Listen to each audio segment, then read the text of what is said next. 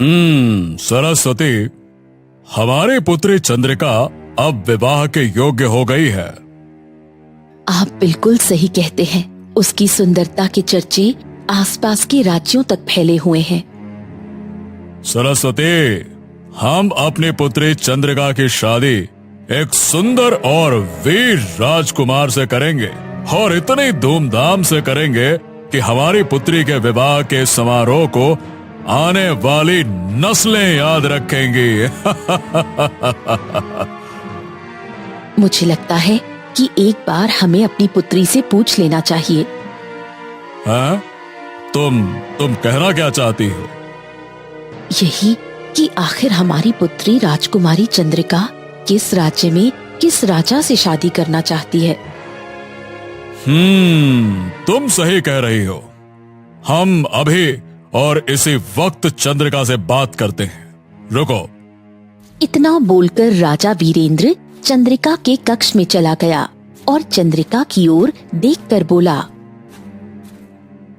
हाँ तो बेटे चंद्रिका, देखो अब तुम विवाह के योग्य हो गई हो। अगर तुम्हारे मन में कोई राजकुमार बसा हो तो तुम हमें बेझिझक बता सकती हो। अपने पिता की बात सुनकर राजकुमारी चंद्रिका शर्माती हुई बोली, पिताजी, आप जिससे मेरा विवाह तय करेंगे मैं उसी के साथ विवाह करूंगी, परंतु मेरी एक शर्त है।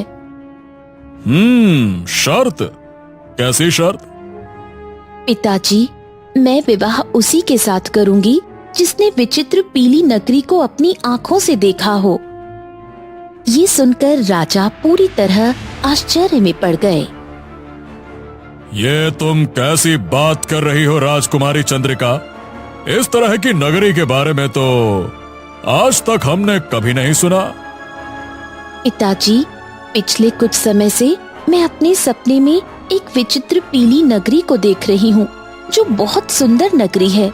जब भी सपने में मैं अपने आप को पीली नगरी में पाती हूँ तो मुझे वो सपना बिल्कुल वास्तविक लगता है, और मुझे विश्वास है कि इस तरह की पीली नगरी इस दुनिया में कहीं तो जरूर है।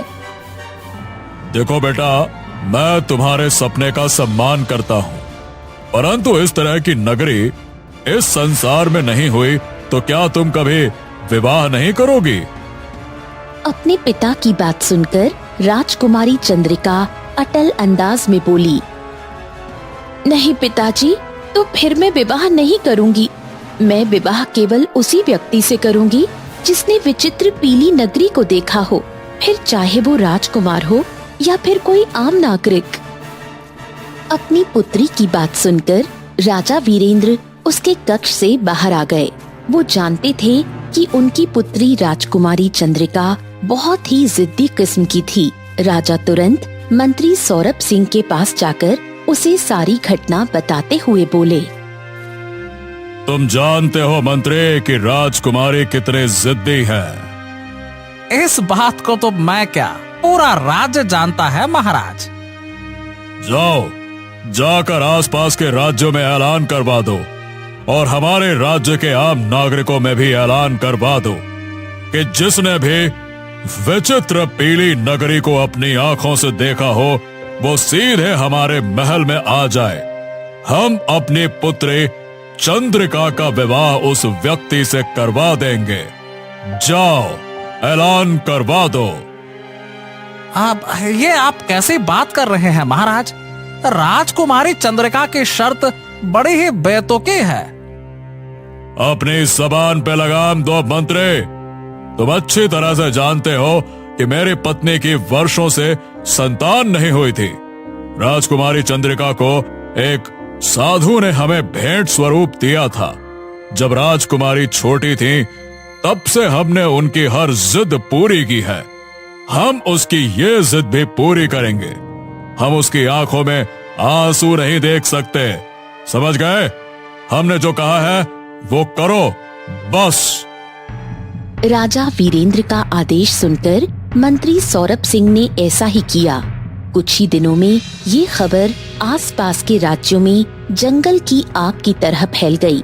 मगर सभी राजकुमारों ने विचित्र पीली नगरी के नाम से अपने हाथ खड़े कर लिए क्योंकि उन सब ने उस नगरी को देखना तो बहुत दूर की बात है, उस नगरी का कभी नाम तक नहीं सुना था। राजा वीरेंद्र के राज्य में ये चर्चा जोरों शोरों पर थी। विष्णुगढ़ राज्य में ही रोहन नाम का एक सुंदर नौजवान व्यापारी रहा करता था। रोहन दूसरे राज्य से अपने घर आया ही था कि तभी उसकी माँ मिताली उससे बोली, पहले तो तू व्यापार के सिलसिले में जब राज्य से बाहर जाता था तो कुछ दिनों में लौट आता था, लेकिन अब तो तुझे लौटने में महीने का समय लग जाता है। हाँ माँ, व्यापार धीरे धीरे आगे बढ़ता जा रहा है और मैं चाहता हूँ कि अपने पिता के व्यापार को अपने देश के अलावा अगले देश में भी स्थापित करूँ। हाँ, तेरे पिताजी भी बिल्कुल तेरी तरह थे। अच्छा, ये सब बातें छोड़, देख मुझसे बुढ़ापे में घर का काम नहीं होता। अरे आप चिंता क्यों करती हो माँ, मैं घर पर नौकरानी रख लेता हूँ। हाँ। अरे बुड़बक, मेरे कहने का ये मतलब है कि तू विवाह करके बहू को घर ले आ। बहू जब घर आ जाएगी तो उससे बातें करने में मेरा भी समय कट जाया करेगा। ये सुनते ही रोहन हंसते हुए बोला, ओह अच्छा माँ, जब मैंने राज्य में प्रवेश किया ना, तब मैंने एक बड़ी ही अजीब सी खबर सुनी। कैसी खबर? अरे माँ, मैंने सुना है कि राजा वीरेंद्र की पुत्री चंद्रिका ने विवाह की एक शर्त रखी है। शर्त के अनुसार जिसने भी विचित्र पीली नगरी को देखा है वो उसी के साथ विवाह करेंगी। ये शर्त है उनकी। हाँ हाँ, तूने बिल्कुल सही सुना है। मुझे नहीं पता था कि राजा वीरेंद्र की पुत्री चंद्रिका एक मूर्ख स्त्री होगी, क्योंकि इस तरह की नगरी तो है ही नहीं। उसे जीवन भर कुंवारी ही रहना पड़ेगा। हाँ, यही तो मैं आपसे कहना चाहता हूँ माँ। जब इस तरह की नगरी ही नहीं है तो क्यों ना मैं ही राजकुमारी चंद्रिका से विवाह कर लूं। मैं उनसे बोल दूंगा कि मैंने उस नगरी को देखा है। ये सुनकर मिताली डर गई। नहीं बेटा, ये तो धोखा होगा। अरे कोई धोखा ओखा नहीं होगा माँ, इसी बहाने आपको राजकुमारी जैसी बहू मिल जाएगी है ना। और वैसे भी मैंने उनकी सुंदरता के चर्चे बहुत सुने हैं। हाँ, बड़ी सुंदर है वो। अगले दिन रोहन राजमहल में पहुंचकर एक सैनिक से बोला, सुनो, महाराज वीरेंद्र से जाकर कहो मैंने उस विचित्र पीली नगरी को देखा है। जाओ, जाकर कह दो। ये सुनकर सैनिक बुरी तरह से आश्चर्य में पड़ गया और दौड़ता हुआ राजा के पास जाकर बोला, महाराज की जय हो। महाराज, महल के बाहर एक सुंदर युवक खड़ा हुआ है। वो कह रहा है कि उसने विचित्र पीली नगरी को देखा है महाराज। ये सुनकर राजा वीरेंद्र और उसकी पुत्री चंद्रिका बुरी तरह से चौंक पड़े। राजा सैनिक से बोले, हैं? ठीक है, जाओ उस युवक को तुरंत यहाँ पर लेकर आओ। जाओ। कुछ देर में रोहन राजा वीरेंद्र और राजकुमारी चंद्रिका के सामने खड़ा हुआ था। राजकुमारी रोहन की ओर देखकर बोली, क्या तुमने वास्तव में विचित्र पीली नगरी को देखा है?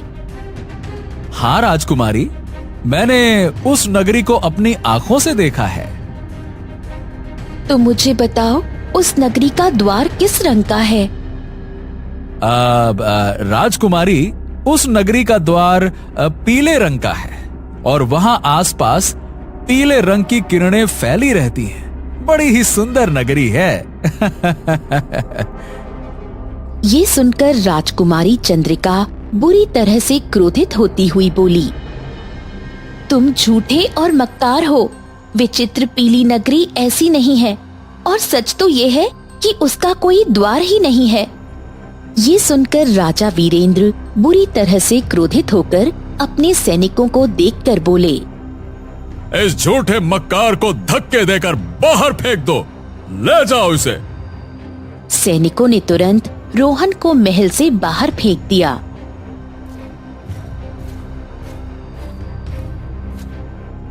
अरे बाप रे बाप, आज तो मेरा बहुत ज्यादा अपमान हो गया। अगर माँ को पता लग गया तो वो मेरे बारे में क्या सोचेंगी। उसका लाडला बेटा ऐसे धक्के खाकर महल से बाहर निकाल दिया गया। अरे रे रे रे रे, नहीं नहीं नहीं नहीं नहीं नहीं नहीं। और अगर ये बात किसी और को पता चल गई तो फिर तो राज्य के लोग मेरा मजाक उड़ाएंगे। हाँ, अब तो बात मेरे आत्मसम्मान की है। चाहे कुछ भी हो जाए, अब मैं उस विचित्र पीली नगरी में घूम कर ही आऊंगा और राजकुमारी चंद्रिका से विवाह करके उसे अपनी पत्नी बना के ही घर लौटूंगा। ऐसे नहीं लौटूंगा। हाँ, ठीक है ठीक है ठीक है। अब इसके लिए मुझे जंगल में तपस्या कर रहे साधु महाराज की मदद लेनी होगी, जिनके बारे में अक्सर मेरी मां मुझे बताया करती थी। ठीक, अब मैं उनके पास जाता हूं।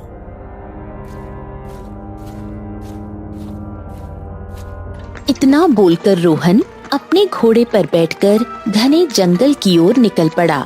वो काफी देर तक अपने घोड़े को घने जंगल के अंदर बढ़ाता रहा।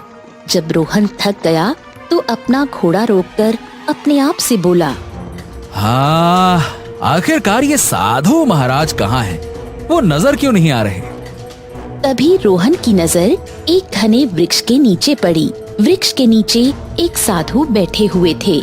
रोहन तुरंत साधु महाराज की ओर चल पड़ा। साधु रोहन की ओर देखकर बोला, देखने में तो तुम एक व्यापारी लगते हो। तुम्हारे जैसे व्यापारी का भला इस जंगल में क्या काम? रोहन सारी घटना बताते हुए साधु से बोला, साधु महाराज, मुझे बस विचित्र पीली नगरी का पता लगाना है। आप मेरी सहायता कीजिए। किसी भी तरह से बस मुझे बताइए कि ये विचित्र नगरी है कहाँ। रोहन की बात सुनकर साधु पूरी तरह से चौंकता हुआ बोला, इस जंगल के अंदर एक मायावी जंगल है। कहते हैं कि उस जंगल में मायावी प्राणी रहते हैं जो इंसानों की आवाज में बात करते हैं। उस जंगल में साधु का वास है। अगर कोई उस नगरी का पता बता सकता है तो वो केवल वही साधु महाराज बता सकते हैं। लेकिन मैं तुम्हें एक बात बता दूं, उस मायावी जंगल में आज तक कोई भी गया है तो वो जीवित बचकर वापस नहीं आया। हाँ, अब बात मेरे आत्मसम्मान की है साधु महाराज। मैं अपने आत्मसम्मान के लिए कोई भी खतरा मोल लेने को तैयार हूं। अगर मुझे पीली नगरी का पता उस मायावी जंगल में पता लगता है तो ठीक है, मैं अपनी जान जोखिम में डालकर वहां जाऊंगा। आपका बहुत बहुत धन्यवाद साधु जी। अब मैं जा रहा हूं। इतना बोलकर रोहन अपने घोड़े पर बैठकर मायावी जंगल की ओर चल दिया। रोहन शाम तक अपना घोड़ा दौड़ाता रहा। जब उसका घोड़ा थककर चूर हो गया, रोहन ने अपना घोड़ा एक पेड़ के नीचे खड़ा कर दिया। तभी उसकी नजर एक सुंदर हथनी पर पड़ी। रोहन ने देखा एक लंबा सांप हथनी को डसने के लिए बैठा हुआ था। रोहन को न जाने क्यों उस हथनी को देखकर बड़ा ही तरस आ गया। रोहन ने तुरंत अपनी तलवार निकाल ली। रोहन सांप के ऊपर वार करने ही वाला था कि तभी वो सांप रोहन की ओर देखकर इंसानी आवाज में बोला, तुम मुझे मार नहीं सकते। अगर तुम मुझे मारोगे तो खुद जीवित नहीं बचोगे। सांप के मुंह से इंसानी आवाज सुनकर रोहन बुरी तरह से चौंक पड़ा। हैं? तुम तो सांप हो और सांप इंसानों की आवाज में तो बात नहीं कर सकते। ये क्या चक्कर है?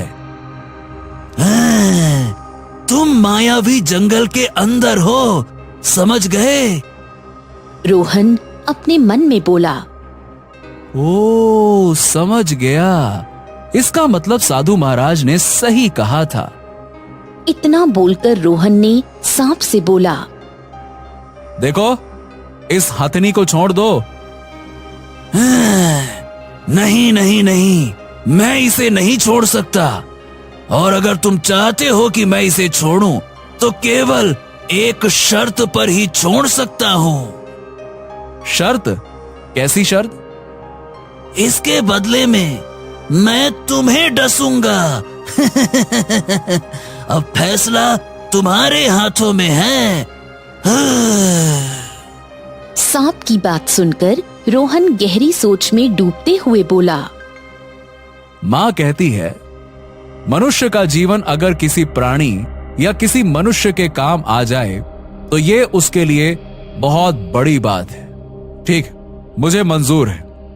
रोहन ने इतना कहा ही था कि तभी रंग बिरंगी किरणों के साथ वो सांप एक साधु में परिवर्तित हो गया। ये देखकर रोहन आश्चर्यचकित हो गया। साधु रोहन की ओर देखकर बोला, न जाने कितने मनुष्य यहाँ पर आए और इस परीक्षा में कभी सफल नहीं हो पाए और मौत की गोद में समा गए। तुम पहले मनुष्य हो, हाँ, जो इस परीक्षा में पास हुए हो। बोलो युवक, यहाँ पर क्यों आए हो? रोहन साधु महाराज को सारी घटना बताते हुए बोला। महाराज, मुझे उस विचित्र पीली नगरी का पता जानना है। साधु रहस्यमयी अंदाज में रोहन की ओर देखते हुए बोला, ये मायावी जंगल है। तुम इस जंगल के अंदर जाओ, तुम अपनी सही जगह पर पहुंच जाओगे। परंतु एक बात याद रखना, अपने कदम बहुत संभाल के रखना। यहाँ की जमीन कब नदी बन जाए और कब नदी जमीन बन जाए, कुछ भी पता नहीं होता। पर हाँ, तुम्हें यहाँ से अपना सफर पैदल ही तय करना पड़ेगा। तुम्हारा घोड़ा इससे आगे नहीं जा पाएगा। हाँ, मेरा आशीर्वाद तुम्हारे साथ है। तथास्तु। रोहन साधु का आशीर्वाद लेकर पैदल ही यात्रा की ओर चल पड़ा। रोहन जंगल में चल ही रहा था कि अचानक वो डूबने लगा। रोहन बुरी तरह घबराते हुए अपने आप से बोला, हाँ हाँ, अरे अरे, ये क्या कहोगे? ये क्या हो रहा है? मैं कैसे डूब सकता हूँ? हाँ, ये क्या हो रहा है? रोहन ने अपनी नजर जैसे ही जमीन पर दौड़ाई तो उसने देखा कि वो एक नदी के ऊपर था। रोहन उस नदी से बाहर निकलने के लिए अपने पैर हिलाने लगा, मगर नदी का पानी रोहन को पूरी शक्ति से नीचे की ओर खींच ले जा रहा था। रोहन नदी के अंदर बेहोश हो गया।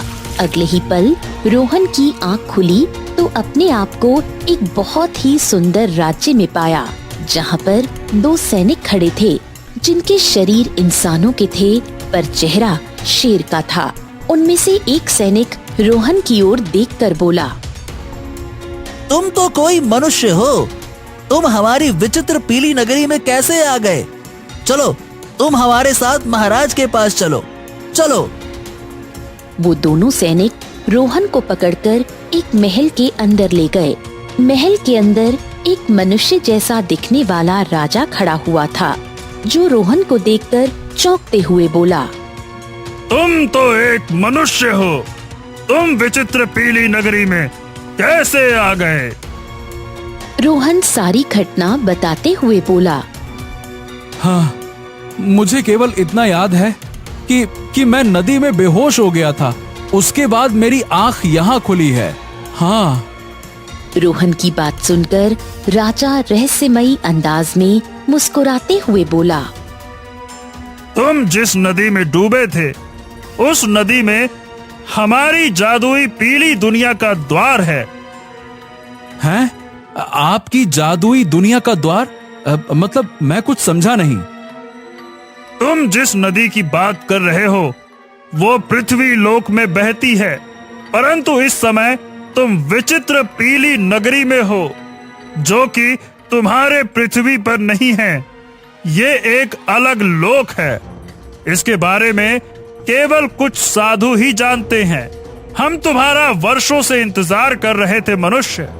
तुम ही हो जो हमारी पुत्री को श्राप से आजादी दिला सकते हो। हमें अपनी पुत्री को देखे हुए वर्षों बीत चुके हैं। ये सुनकर रोहन चौंक पड़ा। तभी रोहन की नजर महल में बनी हुई एक मूर्ति पर पड़ी। रोहन उस मूर्ति को देखकर बुरी तरह से चौंक पड़ा।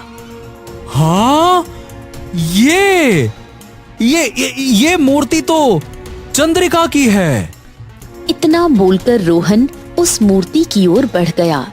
रोहन ने जैसे ही उस मूर्ति को छुआ, अचानक वो बेहोश हो गया। अगले ही पल उसकी आंखें राजा वीरेंद्र के महल के बाहर खुलीं। ये देखकर रोहन आश्चर्यचकित रह गया। क्या मैं सपना देख रहा था? अरे, वो सपना था या वास्तविक था? हाँ?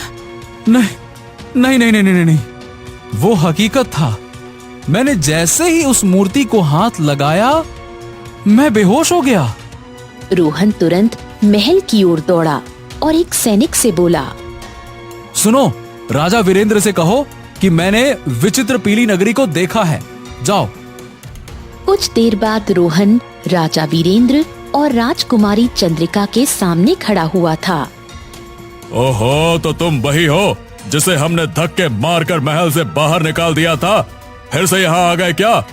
इस बार हम तुम्हें कारावास में डाल देंगे।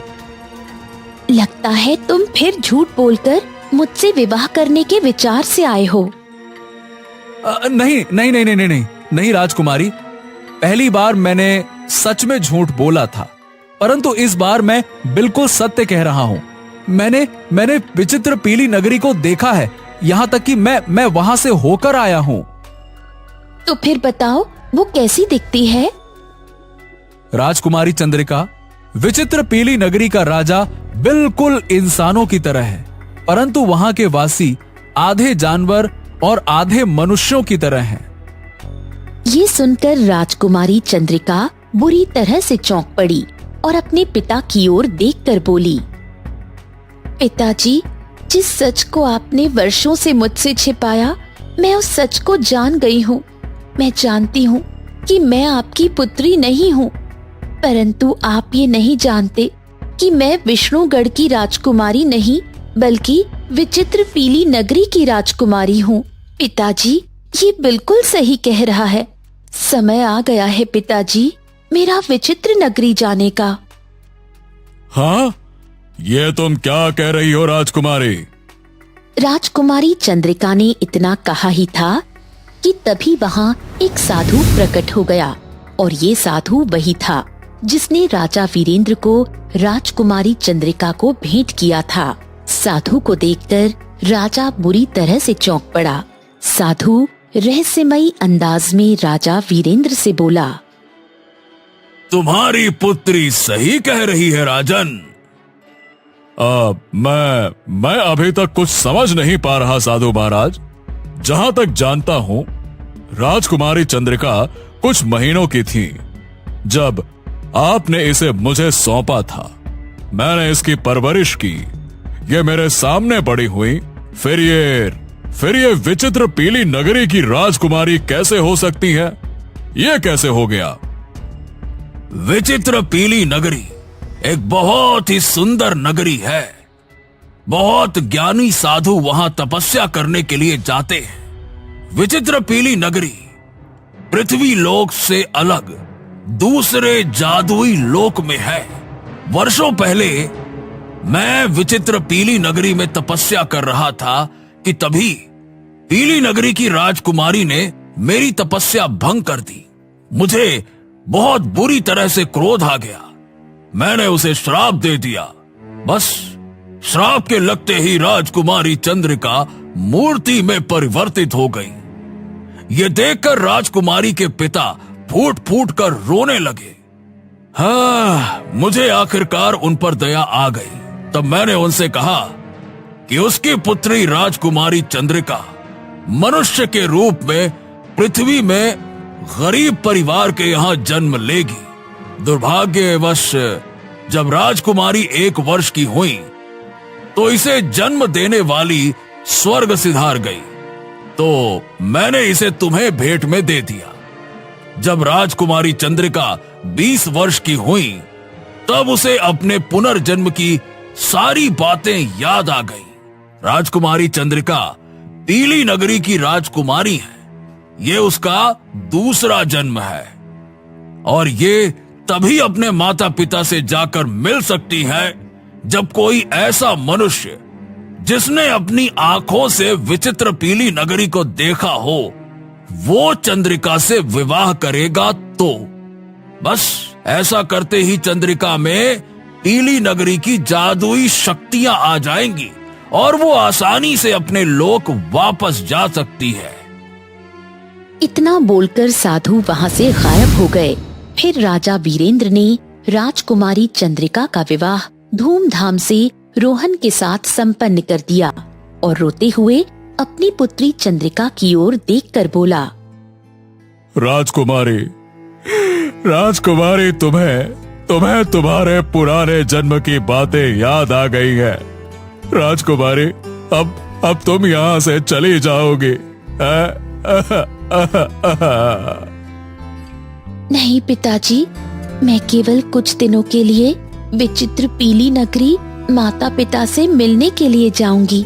वो काफी वर्षों से मुझे देखने के लिए तरस रहे हैं। उसके बाद मैं पृथ्वी लोक में ही अपने पति रोहन के साथ रहूंगी।